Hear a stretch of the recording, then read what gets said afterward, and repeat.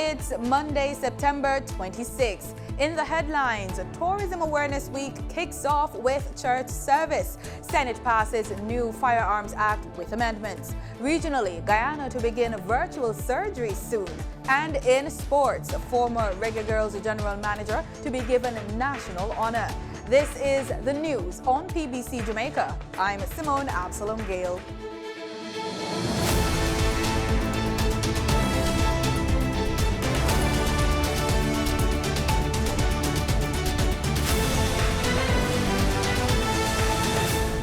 The National Meteorological Service has extended the flash flood warning for low-lying and flood-prone areas of St. Mary, Portland, St. Thomas, Kingston and St. Andrew, St. Catherine and Clarendon. The Met Service upgraded the flash flood watch to a flash flood warning for low-lying and flood-prone areas of Manchester, St. Elizabeth and Westmoreland, effective until 5 a.m. on Tuesday. A flash flood watch means that flash flooding is possible and residents are advised to take precautionary measures. Tropical Storm Ian has now been upgraded to Hurricane Ian and is currently located near 18.2 degrees north and 82.0 degrees west, or 391 kilometers west-southwest of Negril Point, Jamaica. Ian is expected to move north-northwest across the northwestern Caribbean today. Its outer bands have been producing adverse weather conditions across Jamaica since Saturday. The Ministry of Education says schools may open for face-to-face classes today, September 26, where conditions are safe as the country continues to experience the outer bands of Hurricane Ian. School boards and principals have been told to exercise caution in determining their operations. Reports are that Region 2, which comprises St. Thomas, St. Mary and Portland, have been negatively impacted by heavy rains that disrupted electricity, worsened road conditions and caused flooding in some areas. Students should remain at home and participate remotely. This week is Tourism Awareness Week. It started with a Thanksgiving service on Sunday at the Montego Bay New Testament Church of God in St. James. The week slated for September 25 to October 1 will incorporate the observance of World Tourism Day on September 27 under the theme Rethinking Tourism. Former president of the Jamaica Hotel and Tourism Association, Mr. Godfrey Dyer, in his greetings, said the rethinking of Jamaica's tourism is guided by the Blue Ocean Strategy. The rethinking of Jamaica's tourism is guided by the Blue Ocean Strategy, which is playing a leading role in revitalizing the sector. It calls for the creation of business models that depart from traditional ones based on competition, standardization. Instead, we have shifted our strategic focus to one of enhanced value creation through product definition and diversification. Mr. Godfrey says this year's celebration of the country's largest economic contributor is significant as it serves as a time of reflection on the impact of the COVID-19 pandemic on the sector. Together with the commitment tourism partners, we are changing the effects of course towards sustainable recovery that is enabling the tourism sector to rebound in a big way. This is imperative because Jamaica's tourism sector is a key source of income, employment, and wealth for the country. He says tourism generates direct employment for about 175,000 Jamaicans. Indirectly, it employs over 300,000. According to the Planning Institute of Jamaica, the economy grew by 5.7% for the April to June quarter, with the tourism and hospitality sector contributing substantially. The hotels, restaurants sector grew by estimated 55.4%, reflecting a sharp increase in the visitor arrivals from all main markets. This year's World Tourism Day theme will also guide Jamaica's activity for Tourism Awareness Week. This year's activity include day advertorials highlighting initiatives of the Ministry of Tourism and its public bodies that foster innovation in tourism. The virtual Edmund Bartlett Lecture Series, a styled Jamaican runway show, a tourism opportunities visionary symposium, a youth forum, a special virtual knowledge forum, the official launch of the Tourism Innovation Incubator, speaking engagements at schools across Jamaica. You can visit the Tourism Ministry's website for more information and check out PBC Jamaica's YouTube channel for the virtual events. For PBCJ News, I'm Carla Thomas Hewitt. The Senate on Friday, September 23, passed the new Firearms Prohibition, Restriction and Regulation Act with 17 amendments. The act calls for harsher penalties such as a minimum 15 years imprisonment for offenses related to the act. The bill speaks to the establishment of a framework that prohibits firearms and ammunition that are illicitly traded, and which regards possession of such as the foundation on which other heinous and violent crimes are committed.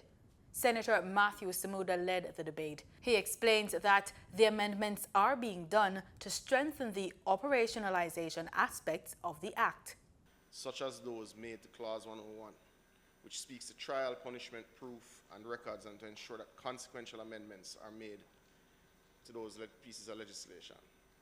In addition to amendments, an amendment to Clause 5 has been made to correct the disparity in sentencing provisions relating to possession simpliciter versus possession with intent to injure at Clause 15. He says the quality of the two-day debate demonstrated thoughtfulness on the part of each contributing senator. The reality is our gun crime problem for the last 30 or so years is such that if we were to look statistically, the last time we were safe statistically was in the 1980s, and the last time before that was the 1960s.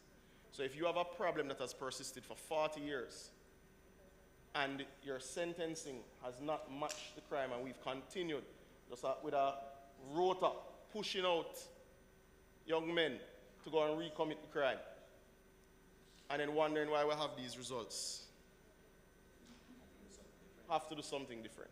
Senator Samuda reminded members that the act will be supported through the investments made to improve the capacity of the security forces. It is why this government has invested heavily in the ballistics capacity of IFLSM.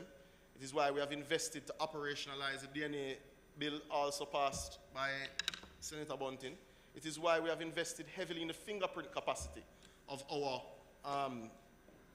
security forces. We have invested heavily in intelligence capacity, but there's an area that we've invested in heavily which has been criticized. The reality is border security will play a major role in us stemming the inflow of guns. The legislation will go back to the House of Representatives for its approval. The security system at the Ian Fleming International Airport in Boscobel, St. Mary is being reviewed following a major cocaine bust at the facility on the weekend.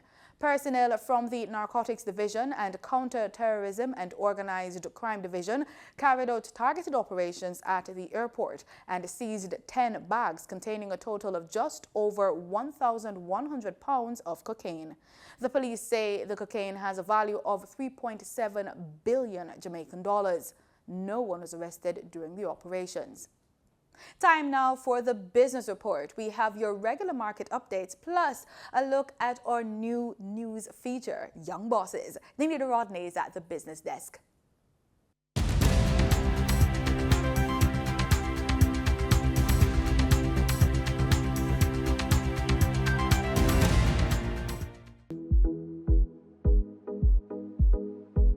My name is Shmira Edwards.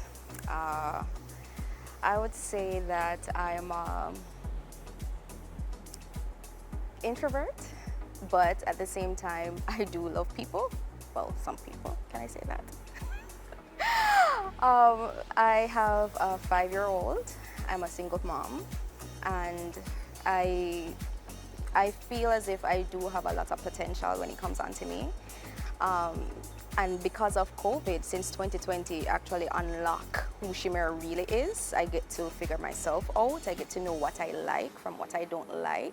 It's called Creative Mogul, and the reason the name Creative Mogul came up was, of course, creativity. That's a part of me, and the word mogul is, as you know, the definition of mogul is to be a high person in status. So creative mogul is for persons who want to, unlock their creativity and become moguls. So the name Creative Mogul is the name of my business. I would say from I was a child, I always tell my family, listen, I'm not gonna work for nobody for too long. I want to be an entrepreneur. I didn't know what I wanted to go into until I, found myself in the space of COVID. I always had a knack for customer service. I studied at Hart. I'm probably one of the first few batches of Hart that studied customer service.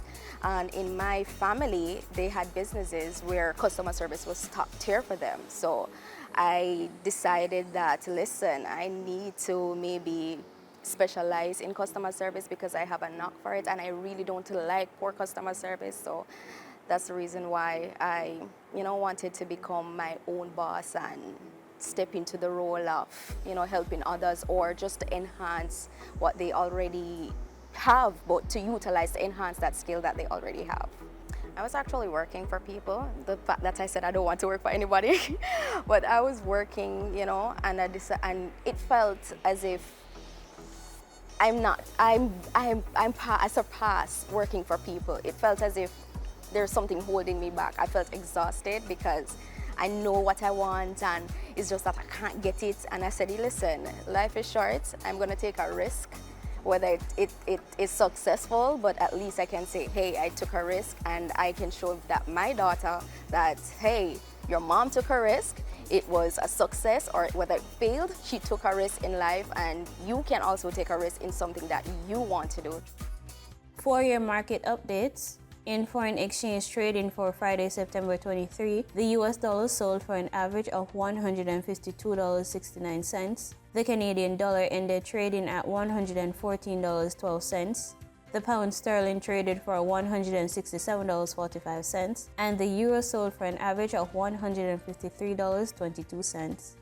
In GSE trading, the GSE index advanced by 284 points. The junior market index declined by 27 points. The combined market index closed at over 300,000 units, and the all Jamaican composite index advanced by 1,975 points. Overall market activity resulted from trading in 107 stocks, of which 38 advanced, 48 declined, and 21 traded firm. Stocks advanced for Access Financial Services Limited, AMG Packaging and Paper Company Limited, and Barita Investments Limited. Stocks declined for 138 Student Living Jamaica Limited, 1834 Investments Limited, and Burger Jamaica Limited. Trading firm were 138 Student Living Jamaica Limited Verba Preference, CAC 2000 Limited, and Caribbean Flavors and Fragrances Limited. The overall volume leaders were Trans-Jamaican Highway Limited with over 9 million units, Supreme Ventures Limited with over 4 million units, and One-on-One Educational Services Limited with over 2 million units. In regional stocks, in Trinidad and Tobago, Clico Investment Fund was the only active security posting over 6,000 shares. On the Barbados Stock Exchange, EPLI Caribbean Property Fund Development Fund was the sole security trading over 11,000 shares. In regional business, in Trinidad and Tobago, the National Gas Company NGC and the BPTT has negotiated a new gas supply contract which secures future gas supply to NGC. According to a release from the Ministry of Energy, this gas will be used for the downstream petrochemical sector and electricity production. Minister of Energy Stuart Young was in attendance at the signing ceremony. According to the release, the sanctioning of this future gas supply was part of discussions that took place at the BP headquarters, St James Square, London, in the United Kingdom between the Prime Minister Dr. Keith Rowley and BP CEO Bernard Looney on September 15, 2022. Earlier this week, Energy Minister Young met with outgoing regional president of BP Trinidad and Tobago, Claire Fitzpatrick, and her incoming replacement, David Campbell, at the Ministry of Energy and Energy Industries office at the International Waterfront Complex in Port of Spain. In market data for oil prices hit a 9-month low before recovering some ground as recession fears and a strong dollar spooked markets. Brent crude futures were down 37 cents at $85.78 a barrel, and West Texas Intermediate crude was down 23 cents at $78.51. And that was the business report on PBCJ. I'm Danita Rodney. In regional news, medical practice in Guyana is undergoing a huge transformation, with the first robotic-assisted virtual surgery expected to be performed soon. The announcement was made by advisor to the Ministry of Health, Dr. Leslie Ramsamy. Very few people realize that unlike the old days, our specialists are trained right here in Guyana. We have 18 specialist areas. So we train our own pediatrician, our own psychiatrist, our own orthopedic surgeon, our own anesthetic doctors, and in various fields. Very soon, we will perform a surgery as part of piloting it, introducing it at one of our hospitals outside of Georgetown, while the doctor is at Georgetown Hospital. And so it will be a virtual operation. Today, about 20% of the surgery at GPHC is done by laparoscopy. So you don't have all those big, long cuts anymore, just insert a needle, and surgery is done by robotic methods with our doctors. Continuing with news from Guyana, over the years there has been an increased awareness of autism and other challenges children face in classrooms. Hence, a special school will soon be established with training to provide best practices for learning to children living with these disabilities. The Education Ministry's Special Education Needs SEN unit is embarking on several projects to provide learning options for children living with disabilities. National SEN Coordinator Savvy Hopkinson explained new training activities during the ministry's Spotlight program on Wednesday. For this year, we would have trained 706 teachers, and that's for regions 1, 2, 3, 4, 5, 6, 7, 9, 10, and Georgetown. Later in this year, we'll provide training for Region 8. She noted that it is important that learning disabilities or physical limitations seen in children are discovered and the correct support is offered for them to overcome the challenges while providing coping mechanisms. This is where the teacher's training and child diagnosis comes into play. She further noted that the idea is not to have the children at separate schools because they have a disability. Notably, each region in Guyana does not have special needs schools. However, Hopkinson said Region 2 will be getting a special school by the end of this year. You would know that in some of our regions we don't have special schools, like regions 1, 2. Well, 2 will get a special school in the latter part of this year, region 8 and 9. But children can access schooling in the mainstream setting. We're not encouraging building buildings so we can isolate children, but in the same existing mainstream environment that the support can be provided within those settings. Hopkinson explained that it is common for children who have physical or learning disabilities to be kept from classrooms.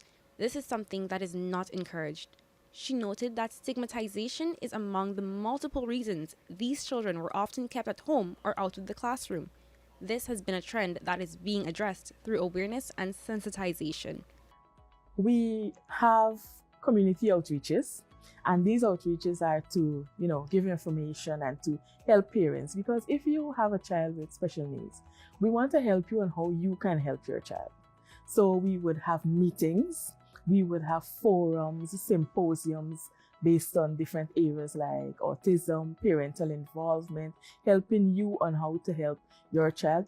Minister of Education, Priya Chan, has said children with disabilities must be incorporated into the regular classrooms and be given opportunities as an adult in the workforce. In Grenada, Prime Minister Dickon Mitchell says young people can play a crucial role in achieving the 2030 Sustainable Development Goal. He was at the time in conversation with Senior Director of the Global Partnerships and Initiatives, Hashani Dalma Dasa, during the Unlock the Future of Learning high-level multi-stakeholder event. Young people are critical to the success of the sustainable development policies, and they must play a central role in the implementation of the targets if we are going to make it for 2030.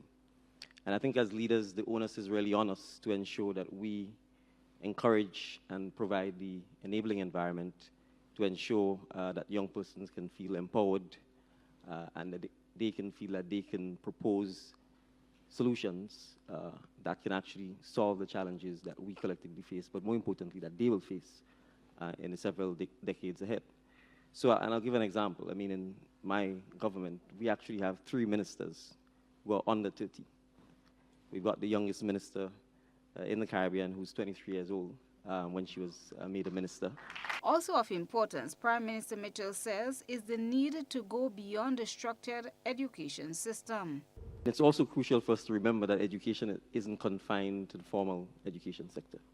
And so it's important for us to recognize that non-formal education is just as important, and we need to make sure that we encourage that so that young persons,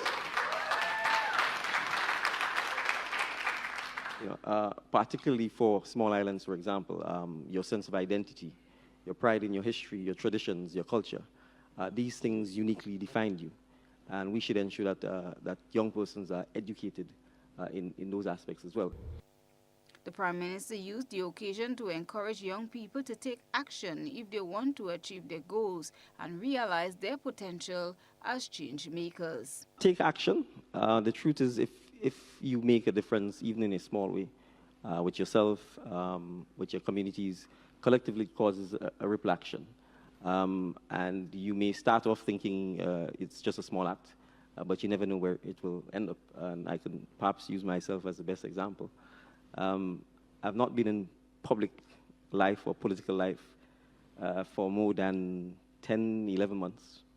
I made a decision summer of last year to get involved in public life and to join a political organization.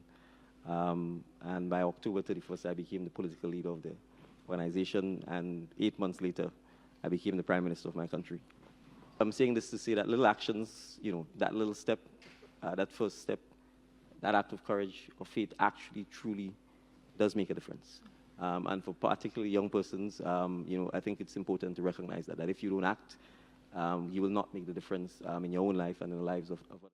In Barbados, government is working to ensure the deaf and hard of hearing are included and able to communicate easy in all aspects of Barbados' society. On Friday, the Ministry of People Empowerment and Elder Affairs launched its Deaf Empowerment Program.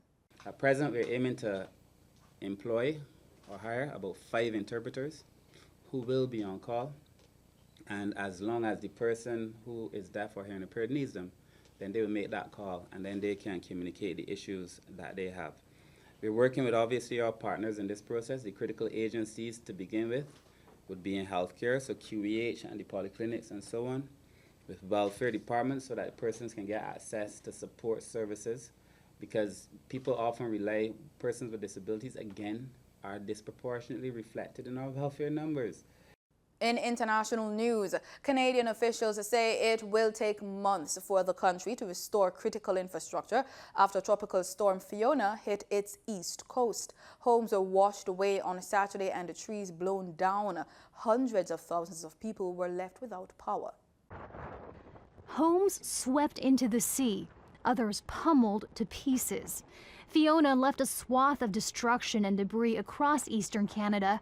No deaths were reported, but residents recall a sleepless night, hoping their homes would hold up against hurricane-force winds. It's the worst damage I've ever seen here. Never seen so many trees uprooted and damaged. We stayed downstairs because the whole house was shaking, and watching out the window and listening to the sounds and hearing the bang here and bang there and wondering what it was. Crews are rushing to fix roads and restore power, which may take days in some areas. Canada's Prime Minister deployed the military to help. This is an all-hands-on-deck effort, and I know that our Canadian Armed Forces will rise to the challenge, as they always do. The Canadian Hurricane Center says it recorded the country's lowest barometric pressure on record during Fiona. We know that the climate is changing for sure. We're seeing, you look around the world, you're seeing fires, storms. Certainly this is a historic storm for this province. There's no question about that. Meanwhile, life continued in the middle of the storm. This couple still went through with their wedding reception. We got it done because we had the people here that we wanted here. So we just decided we're just going to do it. It will take days to calculate the full scale of Fiona's damage and weeks more for life to return to normal. In sports, former Reggae Girls General Manager Jean Nelson will be bestowed the Order of Distinction in the rank of officer posthumously at the National Honors and Awards ceremony on October 17. She is being honored for her contributions to the Jamaica national women's football teams. Nelson served as Reggae Girls General Manager in 2019 when they became the first Caribbean women's team to make it to World Cup. Ms. Nelson was also Jamaica's first president of the Women's Football Association and served in that position from 1989 to 1990. Guyana Amazon Warriors claimed victory against the Trinbago Knight Riders to storm into the playoffs of the Caribbean Premier League late on Saturday. Runaway preliminary stage leaders Barbados Royals, Jamaica Talawas, and St. Lucia Kings are the other teams to advance to the playoffs. Following defeat at the hands of Tajikistan, the Warriors were looking to end on a positive note. But their hopes were dented in the 20th minute when poor control from a back pass by goalkeeper Marvin Phillip forced a poor clearance that was punished by the hosts. In monsoon rains, the Warriors found a lifeline from the corner. Kareem Moses timed his run to perfection to head in and level the score in the 61st minute. But Thailand took the lead in the 72nd minute. No chance for Marvin Phillip on this one. The Warriors had a series of late chances to level, but did not take them, handing Thailand third place in the tournament. Kent Fuentes, TTT Sports. In other sporting news, Trinidad and Tobago's senior men's footballers were defeated by 2-1 by Thailand, finishing 4th in the King's Cup, hosted by their rivals. And that's it for the news on PBCJ. I'm Simone Absalom Gale. You can follow us on all our social media platforms at PBC Jamaica. Remember, we are the People's Station.